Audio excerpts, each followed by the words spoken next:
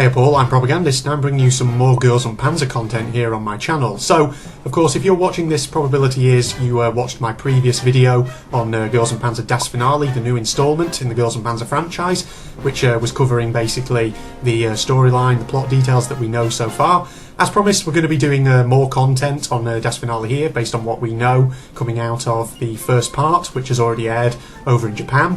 So, thing is, in that previous video I mentioned that I'd be doing some content particularly on new characters and new tanks which are going to be featured in this new instalment, and so here we are again, and this time we're going to be looking at the first of two particularly notable aspects of Das Finale.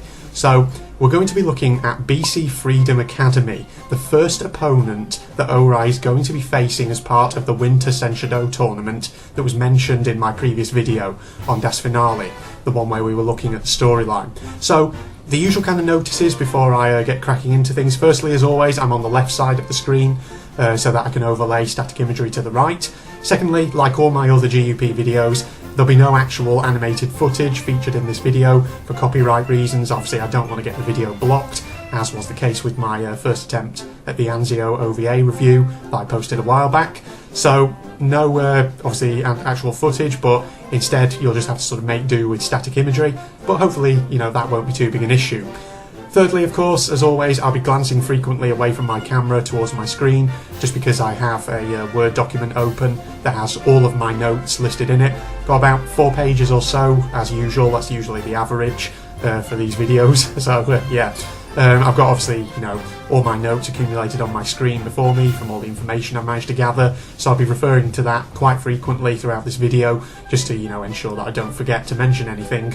Then, of course, fourthly, finally, in terms of sort of quick notices, this video will contain some spoilers, so obviously it'll be spoiling some of the characters who are going to be featured in Girls on Panzer Das Finale, and some of the tanks they're going to be fielding as well. So if you don't want anything ruined for you, now's your chance to navigate away from this video. Seriously, you've been warned, everybody, there will be spoilers ahead.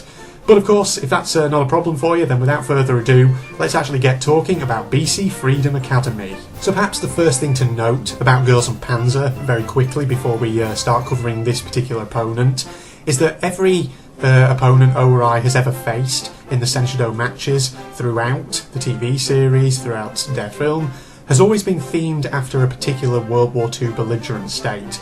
The one exception, of course, now that I think about it, might be Selection University, but other than that, every other team they've faced has been themed after a World War II belligerent. So you have the British themed St. Gloriana, you have the US themed Saunders, the Soviet themed Pravda, you have the Italian themed Anzio, and of course the German themed Kuro Morimine. So BC Freedom Academy, from what we know of it, follows in a very similar vein, though there is a little more complexity based on the information that I've taken from two key sources on its kind of backstory. So firstly, information, of course, has come from the first part of Das Finale itself, which aired on Japanese cinema screens not too long ago, but also there's information on it that comes from the Girls on Panzer Ribbon Warrior manga, where BC Freedom Academy was actually featured. So, as I say, their backstory is a bit more complicated, just because some of the information coming out of these two sources is a little bit different. So we'll talk about that here in this video. So the first thing to say about BC Freedom is that it's a French-themed school and Senshido force. So a minor notable detail here, just very quickly, which I want to flag up, is that there are actually two French-themed schools that are actually established by Girls on Panzer canon. So BC Freedom is one of them, but there's also a school and Senshido force called Maginot Girls Academy, which apparently is loosely based on pre-World War II France.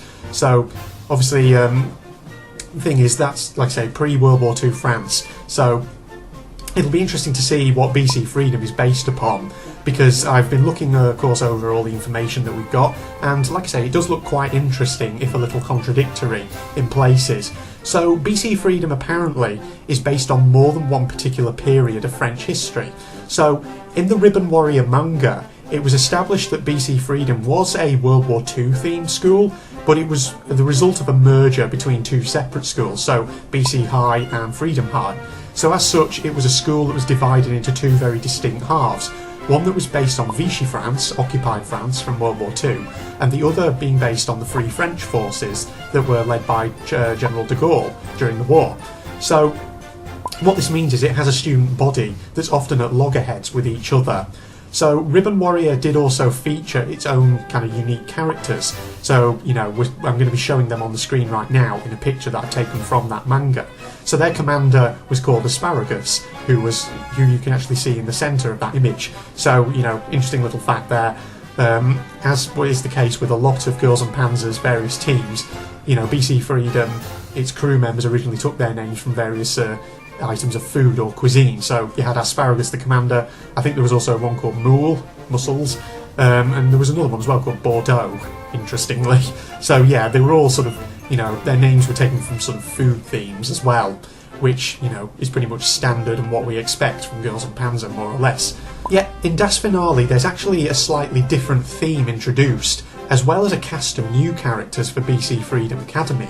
So this time, apparently, according to what I've read, the Vichy Free French distinction that Ribbon Warrior actually introduced seems to have been kind of cast aside, or perhaps put on the back seat a little.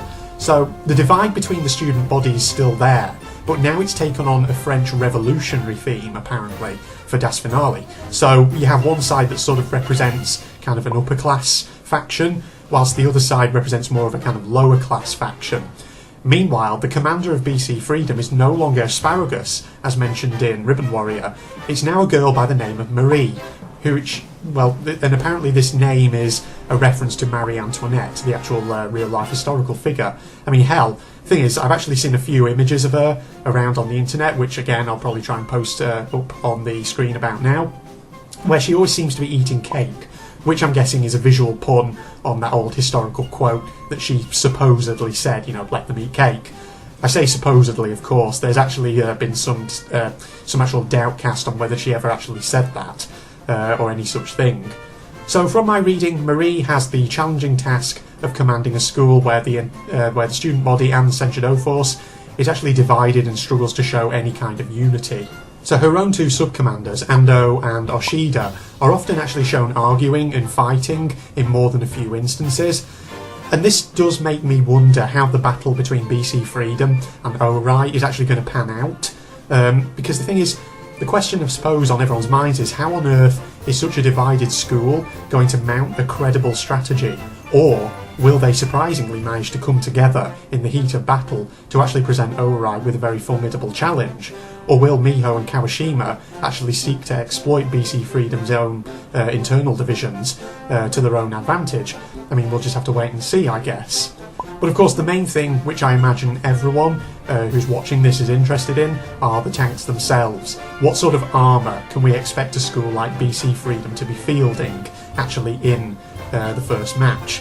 As always with these Girls and Panzer videos, I always try to gather as many static images from trailers, promotional materials and the like, so that I have plenty of things to base my words upon. And looking over what I can find concerning BC Freedom Academy, there are 3 types of tank that I can see in various screenshots which are notable. And I'm going to be taking some time to discuss them a little here. Thing is, when people think of tanks in World War II, I imagine they typically always think about the sort of armour fielded by the major belligerents of the conflict. So the British, the Americans, the Soviets, the Germans. But tanks from other states, however, I do feel sometimes that they tend to be overlooked a little bit, at least in my opinion, that is. So it's good to see Girls and Panzer actually bring in a French-themed school. Since France was occupied quite early on in World War II, it does sometimes feel to me at least like people overlook French tanks and French armour generally. Yet the reality is actually that at the outbreak of World War II, France had some pretty interesting and notable tank designs in service. So it's quite interesting to see an anime actually look at those. So one of the first tanks that you can't, I think, fail to notice in some of the images from Das Finale is the Somua S-35. Now, it makes a lot of sense that BC Freedom would field that particular tank, as this was a fairly common one in French service during World War II, at least in the early years before they were occupied. And once France had been occupied, quite a few of the Somuas, I think, were actually taken into German service. So the Somua is actually often referred to as a cavalry tank, which denotes that it was intended to function as a kind of mechanised cavalry unit, essentially charging the enemy lines and exploiting holes in their defences. So to translate that into a more kind of typical light, medium, heavy armour distinction that was typically used throughout World War II, my guess would be that the Sommer is probably more comparable to other medium tanks of its day. So judging by some of the screenshots, it looks like BC Freedom is going to be fielding definitely quite a few of these. But another type of tank that I actually noticed in screenshots appears to be a single instance of a Renault FT. Now this is a particularly notable machine.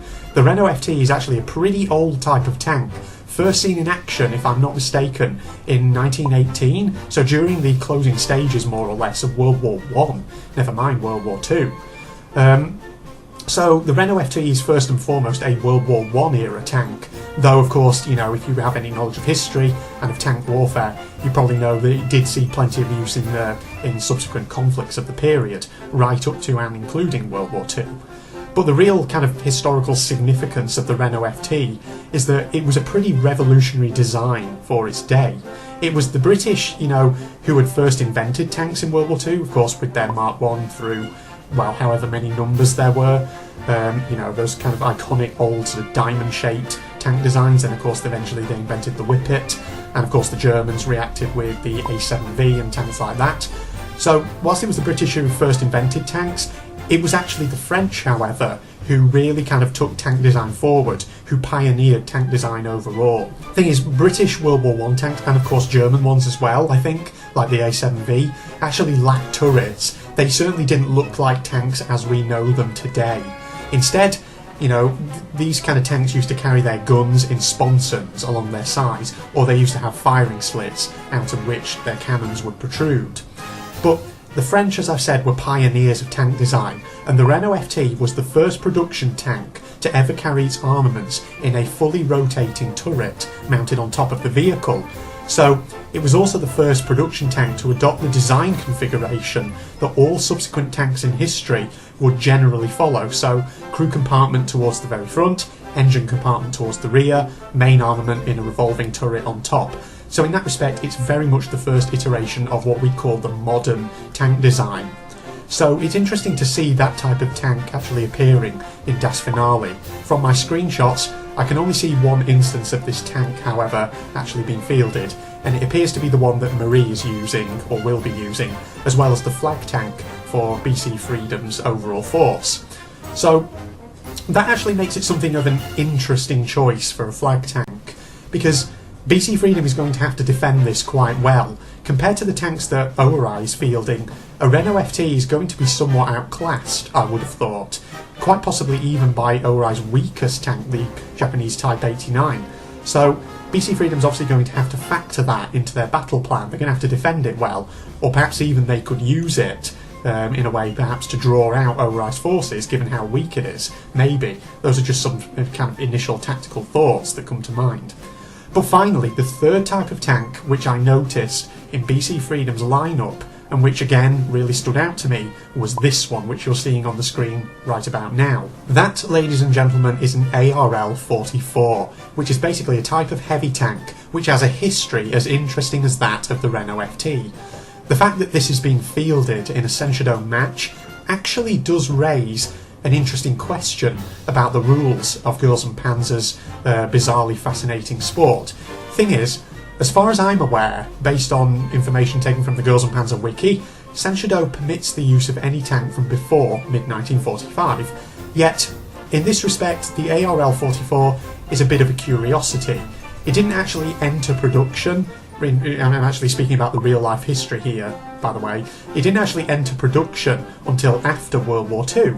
So some might argue that actually it's not a World War II era tank, it's a post-war era tank, and thus surely it shouldn't be included under Senshidou's rules. However, even though it wasn't actually produced until long after 1945, the ARL-44's roots do extend back into the duration of World War II. So the design phase of the ARL-44 actually did begin in late 1944, after the liberation of France by the Allied forces. So that actually raises a possible flexibility in Senshidou's rules. So to be included in a match, a tank judging by this example, doesn't have to be doesn't have to actually have been produced before mid-1945. As long as it was designed prior to 1945, then my guess is that it can be included in any team's roster, in any team's tank lineup. So in that case, I suppose the big question is, what other types of tanks could potentially be fielded in Senshidou without violating any of its rules? So that's BC Freedom, everyone, Oarai's first opponent in Das Finale, characters, tanks and all. Given that Das Finale is about Oarai's participation in a winter Senshidou tournament, I doubt BC Freedom will be the only foe that they're going to be facing in this instalment in the franchise, but as of yet, I have no information on who else Oarai will be challenging over the course of Das Finale. So that's something obviously to be paying attention to over the coming weeks in case any further information comes out, because of course that could always be an opportunity for further videos on Das Finale. So that concludes this video pretty much. I hope you enjoyed this, and I hope you obviously found it very interesting. I certainly found it very interesting myself to go over BC Freedom Academy, not just its characters, but also particularly the tanks that's going to be fielding. It's always nice to look back on some of the history of these kind of vehicles. But, I hope you, of course, stay tuned in the meantime, because I'll be doing even more content on Das Finale in the near future. Of course, as I said in my video on Das Finale's, what we know about Das Finale's storyline, about its plot so far, I did say that I was going to be running recording 3 initial videos. This, of course, is the second one. I've got one more in mind, which I'm going to be doing fairly soon. So, I've looked at BC Freedom in this video, and I've looked at their characters, but there is a whole new set of characters as well who've been introduced in the first part of Das Finale who I haven't yet looked at. And of course, I'm going to be definitely taking a look at them for this third video. Let me just say right now, without spoiling who they are, they look very, very interesting. So I hope you stick around for that video when I eventually get it uploaded. But of course, as I've been saying throughout not just this video, but also the previous one on Das Finale's storyline, of course, as more instalments in Das Finale are released and more information about it becomes available, there might be room for further videos concerning this instalment in Girls and Panzer. If there's any, new characters, new tanks, new plot points, or just, general things of interest. So, keep your eyes peeled on my channel in the meantime. But for now, I'll start wrapping up here, so hope you enjoyed this, everybody. Hope you stick around for more. If you're not aware already, of course, Propagandist is my second channel. I have a main channel called Generate Strategist, which I upload more frequently on. That's a channel where I do a lot of gaming content, so if you're into that kind of thing, go and check it out. There's a couple of social media pages associated with that account, a Facebook page and a Twitter page. Links to all of these will be in the video description. You can also navigate to my strategist channel via my propagandist channel. If you go onto the channel page and look over to the right, you'll see there's a link to it there. But other than that, thank you once again, everybody, and in the meantime, this is Propagandist signing off. Goodbye all.